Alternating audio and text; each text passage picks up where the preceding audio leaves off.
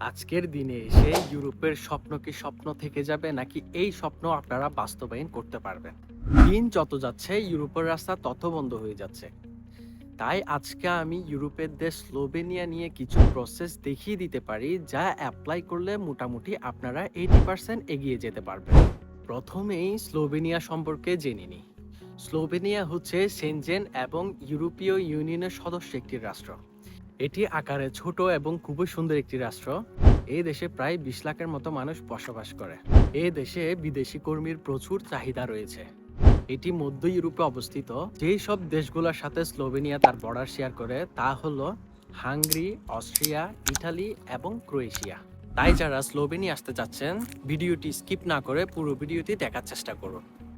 Hello. Hello, this is my friend. Please subscribe this channel and like. Thank you very much. Greetings from Poland. তো প্রথমে স্লোভেনিয়াতে আসার জন্য আপনারা কিভাবে start করবেন? স্লোভেনিয়াতে কিন্তু আপনারা দুইভাবে আসতে পারবেন। একটা হচ্ছে নিজে নিজে অ্যাপ্লিকেশন করে, যেটা হচ্ছে index.com, ইনডেড জব ইন্ডেক্স বা স্লোভেনিয়ার কোনো জব পোর্টাল সাইটে আপনারা অ্যাপ্লিকেশন করে নিজে নিজে অফার লেটার নিয়ে তারপর বাকি স্টেপগুলো ফলো করে আপনারা স্লোভেনিয়াতে আসতে পারবেন। আর অন্যটাই হচ্ছে এজেন্সির সাহায্য নেওয়া। সো বাংলাদেশ থেকে বেশিরভাগ মানুষ এজেন্সির সাহায্য নেয়। তাই স্লোভেনিয়া নিয়ে কিন্তু এজেন্সিরা কাজ করছে, বাংলাদেশ থেকে অনেক এজেন্সি স্লোভেনিয়াতে মানুষ পাঠাচ্ছে।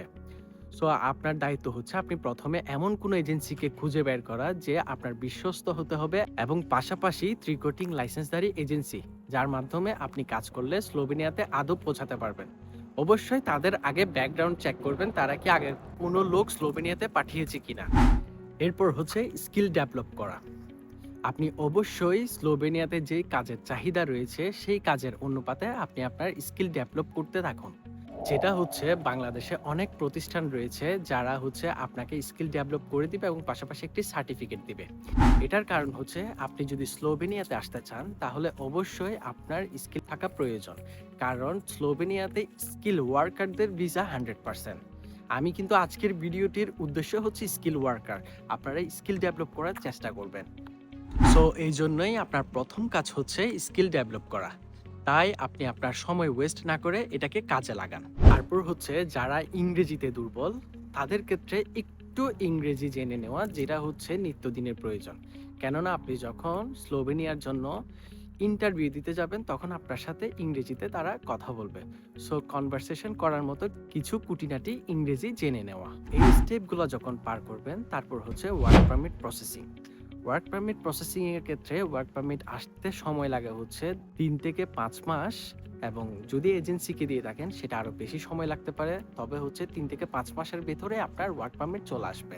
আর জব অফার লেটার আসতে 15 দিনও লাগে, 10 দিনও লাগে, অনেক সময় 2 দিনের মধ্যে আপনারা জব অফার লেটার নিয়ে নিতে পারবেন।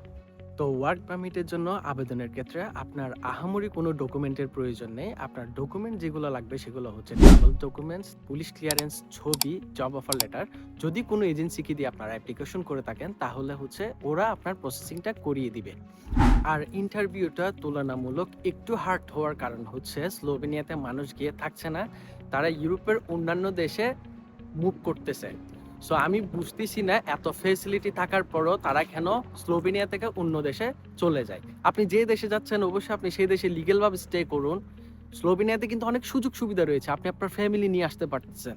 সো আপনি স্লোভেনিয়া থেকে কেন অন্যদিকে মুভ করতেছেন? এবং আপনারা মুভ করার কারণে কিন্তু আমাদের যে বাংলাদেশি অনেক ভাইয়েরা রয়েছে বাংলাদেশে অবস্থান করছে, ইউরোপ আসতে যাচ্ছে, তাদের স্বপ্ন কিন্তু ভেঙে যাচ্ছে। স্লোভেনিয়া যাওয়ার ক্ষেত্রে যেটা চ্যালেঞ্জিং, যেটা মোস্ট ইম্পর্টেন্ট পার্ট হচ্ছে ইন্ডিয়ার ভিসা, ইন্ডিয়া যাওয়া।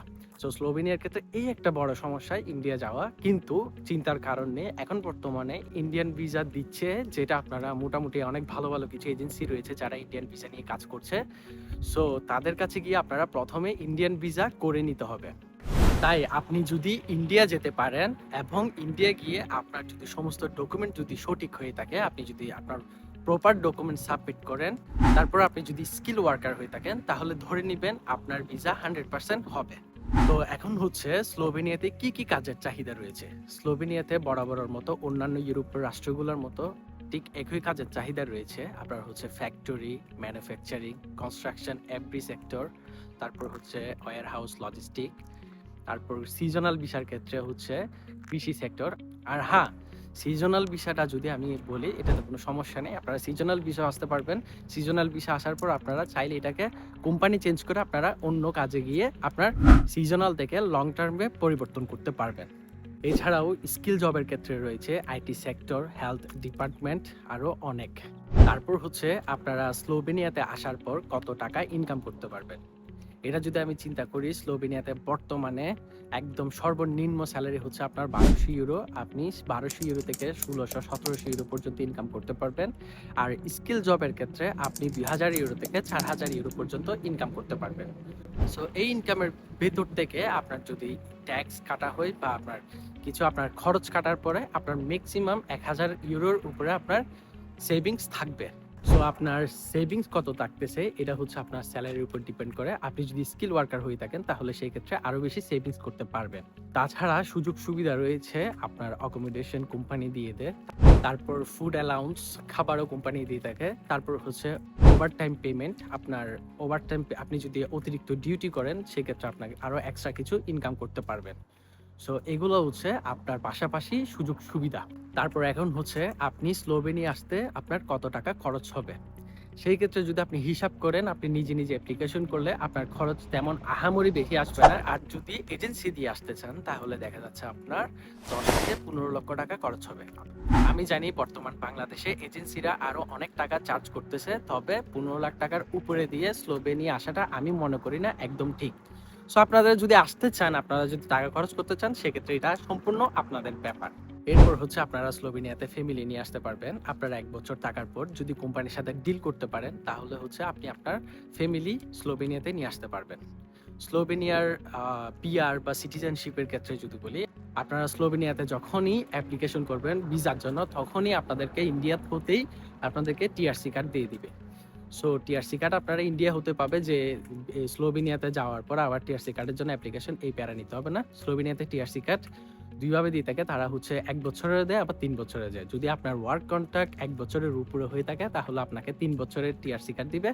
আর যদি ওয়ার্ক কন্ট্রাক্ট 1 বছর হয়ে থাকে তাহলে আপনাকে 1 বছরের টিআরসি কার্ড দিবে। সো এটা নিয়ে চিন্তার কোনো কারণ নেই। আপনি স্লোভেনিয়াতে আসার পরেই আপনার 1 বছর পরে আপনি কার্ডটা আবার রিনিউ করতে পারবেন। তারপর সিটিজেনের ক্ষেত্রে ইউরোপের অন্যান্য রাষ্ট্রগুলোর মতোই আপনি 5 বছর থাকলে আপনি পিআরের জন্য এলিজিবল।